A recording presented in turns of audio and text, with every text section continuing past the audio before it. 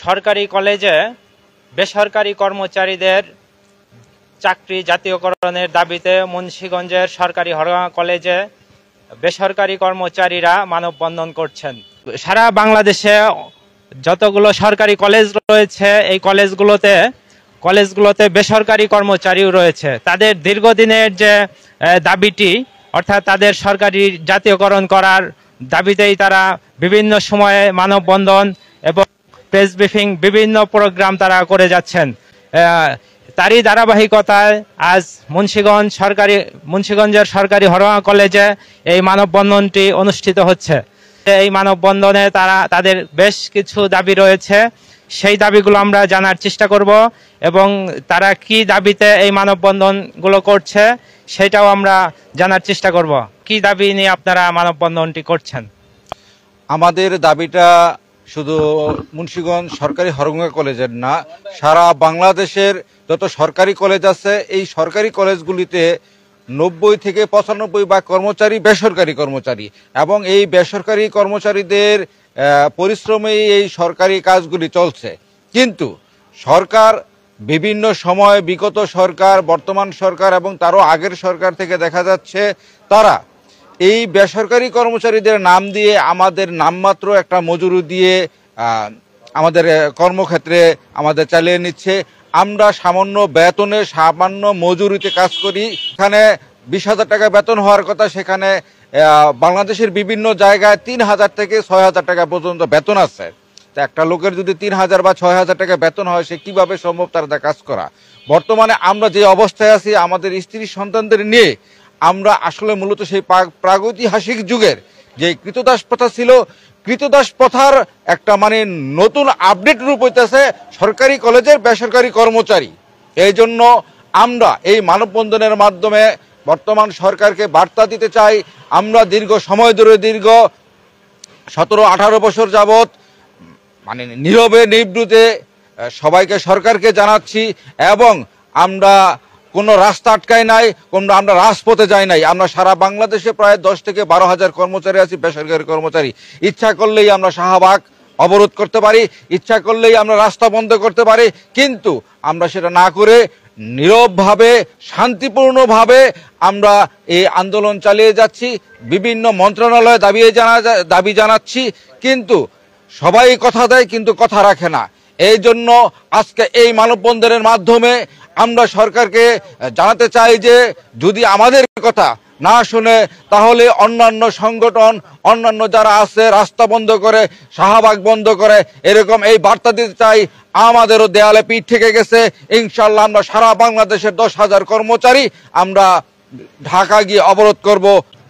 আজকে আমরা আমার চাকরির বয়স 25 বছর। এই 25 বছরের মধ্যে আমরা 2014 সাল থেকে আমরা আন্দোলনগত আছি, কিন্তু আমাদের আন্দোলনটা হইল শান্তিপূর্ণ আন্দোলন। আমাদের কোনো রাজপথে কোনো বিশৃঙ্খলা কোনো আন্দোলন হয় নাই এবং কোনো বিশৃঙ্খলা করিও নাই। আমরা চাই আমাদের যে দাবিটা সরকারি করণীয়, জাতীয় রাজস্ব খাতের যে স্কেলের বেতনটা আমরা ওইভাবে চাই।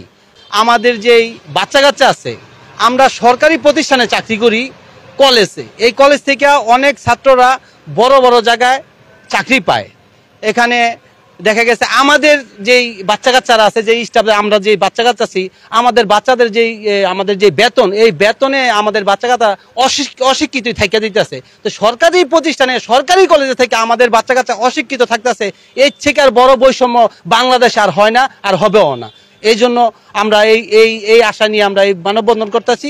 মানববন্ধন যাতে আমাদের সবসময় সুষ্ঠুভাবে হবে এবং হইতেছে। বৈষম্যর যে বিষয়টা, সরকারি এবং বেসরকারি কর্মচারীদের মধ্যে পার্থক্য, সরকারি যে কর্মচারীরা আছেন তাদের বাসা ভাড়া থেকে শুরু করে বাচ্চাদের চিকিৎসা ভাতা, যাতায়াত ভাষা, পোশাকের খরচ সম্পূর্ণ পাইতেছেন। আমরা সরকারি কলেজ বেসরকারি কর্মচারী হইয়া সরকারি একটা বড় প্রতিষ্ঠান পরিচালনা আমাদের বেসরকারি কর্মচারীর মাধ্যমে হয়, কিন্তু সেই হিসাবে আমরা নামে মাত্র মজুরি পাই, নামে মাত্র পারিশ্রমিক পাই। যে মজুরি এবং পারিশ্রমিক পাই সেটা দিয়ে আমাদের বাচ্চা কাচ্চা পরিবার পরিজন নিয়ে খুবই কষ্টসাধ্যভাবে চলাফেরা করতে হয়। যেখানে সরকারি কর্মচারী একজন থাকে, বেসরকারি কর্মচারীরা সেই একই কাজ করার পর তারা সরকারি স্কেল, সুযোগ সুবিধা, বাসা ভাড়া নানান পায়, কিন্তু আমরা সেটা পাই না। এখানে আমাদের একটা বড় বৈষম্য। এবং এছাড়া দেখা গেছে যে আমাদের পরে যারা আসে তারা ওই আউটসোর্সিং এর মাধ্যমে, বর্তমান সময়ে সবচেয়ে আলোচিত বিষয় হইতেছে আউটসোর্সিং এর মাধ্যমে যারা এখানে নিয়োগ পাইছে, একই কাজ করতেছি, আউটসোর্সিং এর মাধ্যমে যারা এখানে নিয়োগ পাইতেছেন তারা 12 থেকে 15,000 টাকা নিতেছেন। আর আমরা বেসরকারি পর্যায়ে যারা এখানে কাজ করতেছি তাদের সমকক্ষ এবং সমমূল্যের কাজ করি আমরা 6 থেকে 8,000 টাকা বেতন পাই। এইখানে একটা কর্তৃপক্ষের একটা বৈষম্যর শিকার আমরা প্রকাশ্যে আসতেছে। এবং জাতীয় যে রাজস্ব স্কেল দেওয়া হইতেছে, আমাদের যদি রাজস্ব খাতে নাও নিতে পারে সরকার, তো রাজস্ব খাতে যে স্কেল দেওয়া হইতেছে সেই স্কেলের সমপরিমাণ বেতন এবং সুযোগ সুবিধা আমাদেরও দেওয়া হোক। আমরা সেই সুযোগ সুবিধাই চাই এবং এই সুযোগ সুবিধার জন্য আমরা দীর্ঘ 2013 সাল থেকে রাজপথে আন্দোলন করে আসতেছি, কিন্তু আমরা এখন পর্যন্ত কোনো বৈষম্যের শিকার হয়ে আসছি। আন্দোলন করতেছি, রাস্তার ব্যারিকেড দেই নাই, বিশৃঙ্খলা সৃষ্টি করি নাই, সরকারের বিরুদ্ধে কোনো কথা বলিনি। আমরা শান্তিপূর্ণ, যখন যেই সরকার আসছে সেই সরকারের কাছে আমরা দাবি দেওয়া নিয়ে যাচ্ছি, ডিজি অফিস থেকে সচিবালয়, মন্ত্রী পরিষদ বিভাগ পর্যন্ত এবং অর্থ বিভাগ পর্যন্ত। সেখানে আমাদের বলতেছে আপনাদেরটা করতেছি, কিন্তু হচ্ছে না।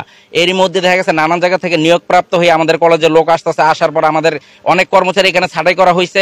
ছাঁটাই করার পর যারা এখানে নিয়োগ পেয়ে আসছেন সরকারিভাবে রাজস্ব খাতে, তারা আবার চলে যায় সেখানে সেই শূন্যতা আবার সৃষ্টি করে গেছেন। এবং শূন্যতা বলা যায় না, এটা আমাদের দৃষ্টিতে একটা বিশৃঙ্খলা। কারণ আপনি একটা জায়গায় দীর্ঘদিন কাজ করছেন, সেই অবস্থানটা ধরে রাখার পর আরেকটা লোক আসছে, সেই অবস্থানটা ছাইড়া দেওয়ার পর সে 2-3-6 মাস কাজ করছে করে চলে গেছে, তার মানে কি সে হযবল বিশৃঙ্খলা বজায় রেখে আমাদের শান্তিপূর্ণভাবে যদি আন্দোলন করে আমরা যেটা আদায় করতে হয় সেটা আমরা আদায় করব। কিন্তু আমরা চাচ্ছি না বৃহত্তর কোনো আন্দোলন দিয়ে দেশের অর্থনৈতিক অবস্থা, সরকারের ক্ষতি, মানুষের জানমালের ক্ষতি হোক, আমরা সেটা চাই না। আমরা শান্তিপূর্ণভাবে আমাদের আন্দোলন করে আমাদের দাবি দেওয়াটা সরকারের কাছ থেকে আদায় করতে চাই। কারণ আমাদের চলিত অবস্থা আছে, দীর্ঘদিন যাবৎ আমরা এই আন্দোলনে আছি, তো শান্তিপ্রিয়ভাবে আমরা আন্দোলন চালিয়ে আসছি। আমরা বিভিন্ন সময়, করোনার সময় আমরা এই দেশে এই অবস্থার মধ্যেও আমরা সরকারের কাছে আন্দোলন চালিয়েছি, আমাদের সেখান থেকে উঠাই দিচ্ছে, বলছে যে আপনারা চলে যান, আমরা আপনাদের দাবি দেওয়া পূরণ করতেছি। আমরা এই ইদানিং কয়েক মাস আগেও ঢাকাতে প্রেস ক্লাবের আন্দোলন করছি আর শান্তিপ্রিয়ভাবে দাঁড়াইছিলাম, তখন সেখান থেকেও আমাদেরকে তারা একটা আশ্বাস দিয়া বলছে যে আমরা ব্যবস্থা নিতেছি, আপনাদেরকে অগ্রাধিকার দিব।